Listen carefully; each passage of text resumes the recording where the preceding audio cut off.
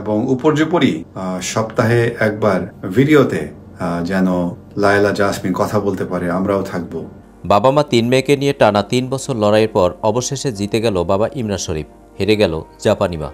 জাপানি মা বড় মেয়ে জেসমিনকে নিয়ে জাপান চলে গেলেও খুব শীঘ্রই আবারও বাংলাদেশে ফিরে আসতে হবে।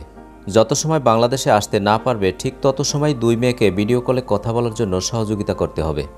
সর্বোচ্চ আদালত আপিল বিভাগ থেকে এমন রায় আসে বাবা ইমরান শরীফের পক্ষে।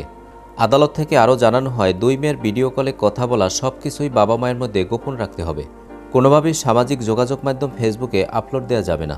অবশ্যই বলা হয়েছে এই সমস্ত ভিডিও কোনো সময় সামাজিক মাধ্যমে দেওয়া যাবে না, যেটা তো কোনোভাবেই দেওয়া উচিত না।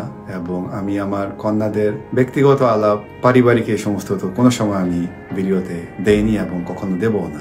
এই আদেশগুলো আসলে পাবলিক তথ্য, এটা কোর্টে গেলেই পাওয়া যায় এবং ওয়েবসাইটে পর্যন্ত আছে। দর্শক, কেমন লাগলো আজকের ভিডিওটি? ভিডিওটি যদি ভালো লাগে তাহলে আমাদের চ্যানেলটি সাবস্ক্রাইব করে আমাদের পাশে থাকুন।